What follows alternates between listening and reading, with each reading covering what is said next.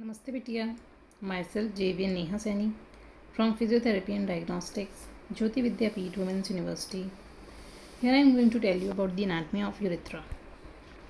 Urethra is a canal which is extending from the neck of the bladder to the exterior at the external urethral orifice. In male, it is about 20 centimeters long, and in female, it is about only 3 to 4 centimeters long. Its short length is why females have more urinary tract infections than males, ascending bacteria from stool contamination. Male urethra is a fibromuscular canal extending from bladder neck to the external urinary meatus. Its length is approximately 20 centimeters. It is broadly divided into three parts: prostatic, membranous, spongy. Prostatic and membranous together form posterior urethra. Spongy portion forms anterior urethra. So here we can see the prostatic, which lies in the prostate gland. This is membranous and this is spongy urethra. First we discuss the prostatic urethra. It is only about 3 centimeters long and begins at the bladder neck. It passes through the prostate from base to the apex, where it becomes continuous with the membranous part of the urethra. Prostatic urethra is the widest and most dilatable portion of the entire urethra. On the posterior wall, there is a longitudinal ridge known as urethral crest. So in the diagram we can see this is the urethral crest. On each side of this ridge there is a groove known as prostatic sinus. So the groove is known as prostatic sinus. Here the prostatic glands open into these grooves. On the summit of the urethral crest there is a depression known as prostatic utricle, which is analogous to the uterus and vagina in case of females. On edge of mouth of the utricle are openings of the two ejaculatory ducts. So two ejaculatory ducts are also open into this urethral crest. So in the diagram we can see the prostatic sinuses, the urethral crest, the opening of ejaculatory duct, prostatic utricle.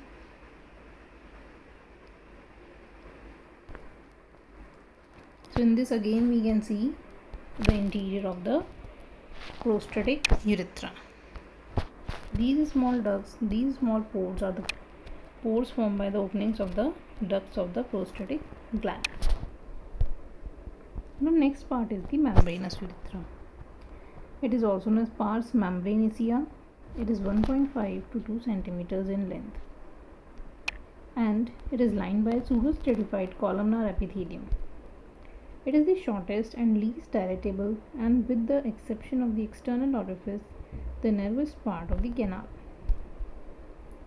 Membranous part runs downwards and slightly forwards through the deep perineal space and pierces the perineal membrane. So here we can see the perineal membrane, which is pierced by the membranous urethra. 2.5 centimeter below and behind the pubic symphysis. It is the narrowest and least dilatable part of the urethra, and it is surrounded by the sphincter urethrae. So this muscle over here, from here it is passing, this muscle is the sphincter urethrae, or we can say external urethral sphincter. Here the bulbourethral glands of Cowper are placed one on each side of the membranous urethra. So in the diagram we can see the bulbourethral glands of Cowper. The ducts of the gland open into the spongy part of the urethra after piercing the perineal membrane. So here we can see the membranous urethra along with the bulbourethral glands. Now the pores. It extends downwards and forwards. Again, this is the repetition of the course of the membranous urethra. So it extends downwards and forwards with a slight anterior concavity between the apex of the prostate and the bulb of the urethra, perforating the urogenital diaphragm about 2.5 cm below and behind the pubic symphysis. So these are the different parts of the urethra. Next is the spongy urethra. It is also known as pars cavernosa or penile urethra.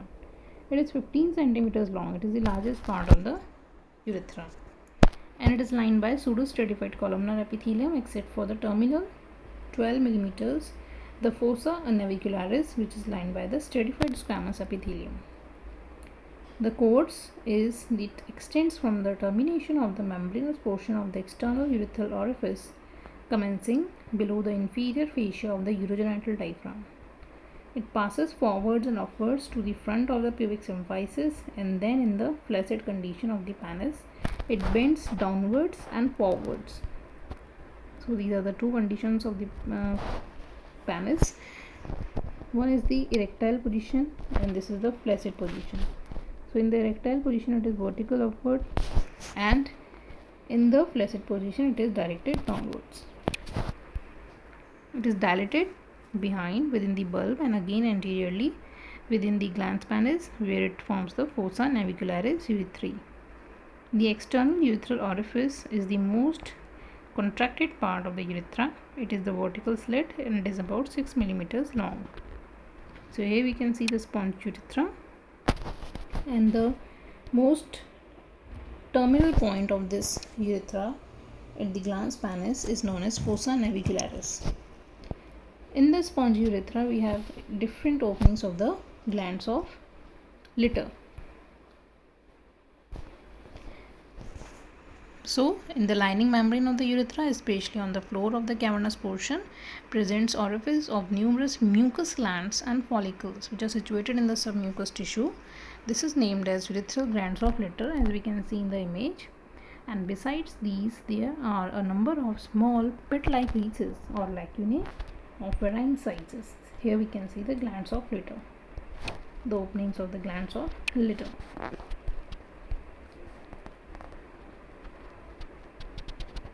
So this is again about the penile urethra. Now one of these lacunae is larger than the rest and is situated on the upper surface of the fossa navicularis. It is known as lacuna magna or sinus of Guerin. The bulbourethral glands open into the cavernous portion about 2.5 centimeters in front of the inferior fascia of the urogenital diaphragm. Next are the sphincters of the urethra. There are two sphincters in the urethra, internal and external. The internal urethral sphincter is also known as sphincter vesicae. It is involuntary in nature and it is supplied by the sympathetic nerves from lower thoracic and upper lumbar segments. It controls the neck of the bladder and the prostatic urethra above the openings of the ejaculatory ducts. The external urethral sphincter, also known as sphincter urethrae, it is voluntary in nature and is supplied by the perineal branch of the pudendal nerve, that is S2, S3, S4, spinal nerve. It controls the membranous urethra and is responsible for the voluntary holding of the urine. So here we can see the internal as well as external urethral sphincters.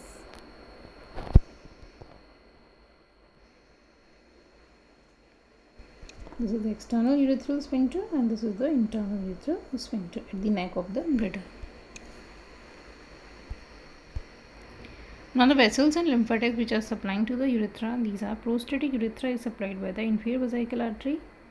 Bulbourethral artery supplies the membranous and bulbar urethra. Penile urethra is supplied by the deep penile artery. In general, venous drainage mirrors the arterial supply. Then lymphatic drainage. Lymphatics from prostatic and membranous urethra pass mostly to the internal like lymph nodes and partly to the external like lymph nodes. Lymphatics from the spongy part pass mostly to the deep inguinal lymph nodes, but some may end in the superficial and external iliac lymph nodes. Now the applied. First is the rupture of the urethra. The urethra is commonly ruptured beneath the pubis by a fall astride a sharp object. This causes extravasation of the urine. The area which is demarcated with red color in the diagram, it is the extravasation of the urine. Next is epispardias. It is a rare condition in which urethra opens on the dorsum of the penis. This condition is associated with ectopia vesicae. Next is the urethritis. It is the inflammation of the urethra, presents with discharge, discomfort during micturition and burning micturition. Confirmatory test is finding of increased number of polymorphonuclear leukocytes in the urethral smear or in sediment of first voided urine. Next is the stricture of the urethra. Urethral stricture is a narrowing of the urethra caused by the injury or disease such as urinary tract infection. It can occur as complication of gonococcal and non-gonococcal urethritis. These are the different hypospadias in which the urethra opens at different places on the ventral surface of the penis. Next is the catheterization. It is the procedure in which a catheter is transmitted through the urethra up to the urinary bladder so that urine may be collected in the out pockets in case of bedridden patients. Next, this is the questions important for exams. Write short note on prostatic urethra. So in this you have to discuss about the prostatic urethra and its impressions in the posterior wall. Second question is the stricture of urethra, which we have discussed in the applied part. This is the exercise for you. You have to draw these both diagrams. One is your female urethra, another is the male urethra. These are the anatomical features of the urethra. Also draw the unlabeled markings over here and use the color as it is shown in your diagram. So this completes the topic, the urethra.